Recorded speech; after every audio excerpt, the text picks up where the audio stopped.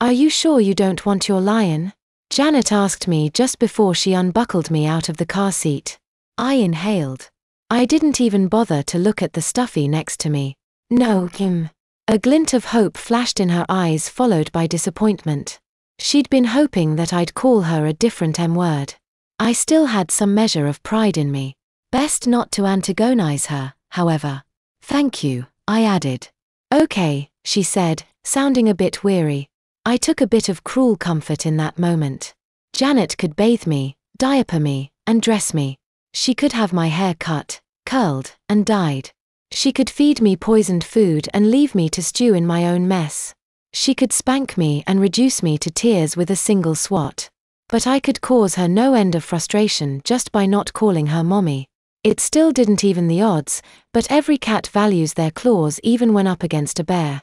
I did my best not to grumble as again she slid 2 fingers in past the leak guards of my diaper. Dry, she said. As if I didn't know. I felt a slight pang in my bladder. I still didn't have to go, but I noticed the need if I thought about it. I was a long way from the classic and stereotypical little doing the potty dance bit. I was a teacher. We can hold our bladders for a long time.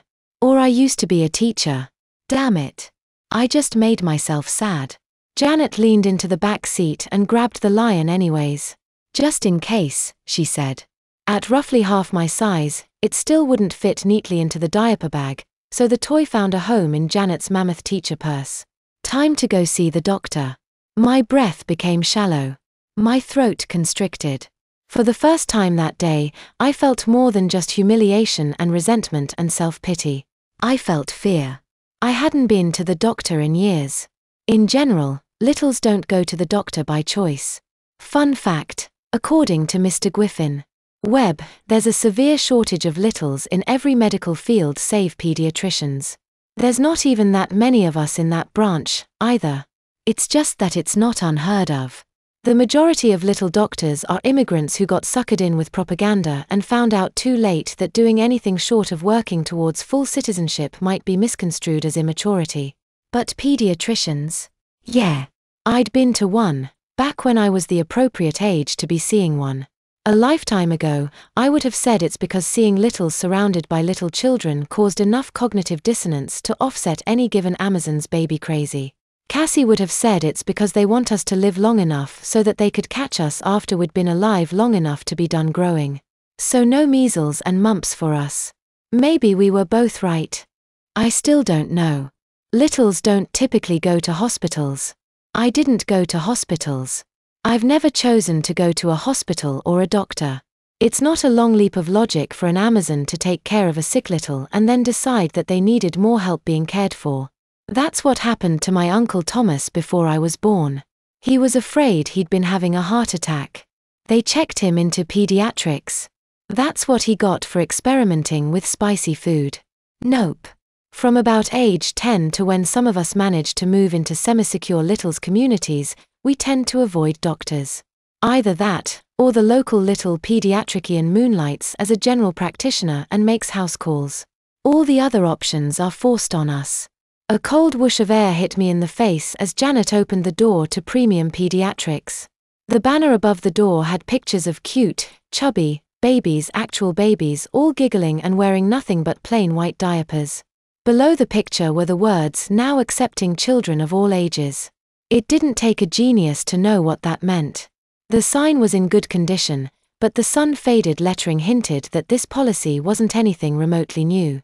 Assuming the babies pictured were Amazons or tweeners, they very well might have been allowed to grow up by now. Janet gave her name, signed in on a clipboard and then carted me into the waiting room. Apparently, she'd made this appointment last night and filled out the paperwork as I languished in the crib. Gentle pop music covers sung in auto-tuned children's voices played softly on speakers in the ceiling. She made a beeline towards a water cooler and dug out an empty bottle. I caught a glimpse of the lollipop I'd earned from the salon sticking out beside it and felt my tongue retreat to the back of my throat. There was another thing I wouldn't be eating. The water was just below the brim when Janet screwed the cap on. She put it aside and filled up a paper cup, making sure to let out a satisfied ah after she'd downed it and thrown it away. Good. She didn't have my trust and knew it. She hadn't earned it. She didn't deserve it. A few steps later, she was sitting down and I was being cradled in her lap.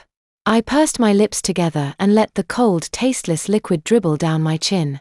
"It's just water, baby," Janet said. "Drink up." I didn't want to. I really didn't. I didn't want to give her the satisfaction. I wanted to be difficult. I wanted to be a fussy, cranky little that wouldn't ever give her satisfaction and make her regret ever being friends with me and then betraying that friendship the first chance she got.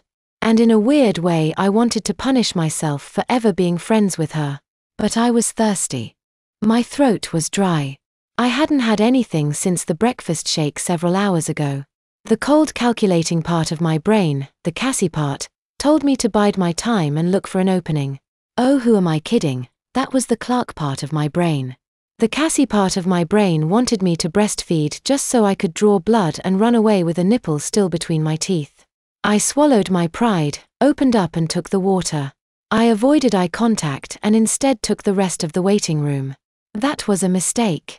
I can't remember ever wearing diapers as a child before. Like I've said, littles tend to get potty trained early. But I do remember the handful of times I'd gone to the doctor as a child. This was the same atmosphere, same cutesy stickers dotting the walls. Same boring posters promoting hand washing and checking temperature. Same pictures of doctors and smiling children posing together. Same table full of bead mazes and old coloring books and wooden alphabet puzzles with a few pieces missing. That sameness was a problem for me. I'd been in both's rooms so many times before that even waking up in her nap room I'd still felt like me. I was still 32-year-old Clark Gibson. I had been Mr. Gibson for years and had my fill of chalk and school bells and educational toys. Those were still adult memories. I'd never had my hair cut in anything resembling a salon, either. That was a completely alien experience to me. But here. This was a type of place that I only ever associated with childhood. My last memories of a place like this happened before my voice had changed, when the world was even bigger and I still had so much growing to do. Even then, I knew the world was always going to be too big for me, but it would get at least a tiny bit smaller over the coming years. Now I was back. I was back and everything was still so much bigger than me. I was drinking from a bottle, having my diaper checked, yet again, and waiting to be carried into a pediatrician's examination room. And so many of the babies in those pictures on the wall looked like me. It was worse than any hypnotic cartoon I could imagine. I didn't feel hypnotized. I just felt small. Helpless. Little.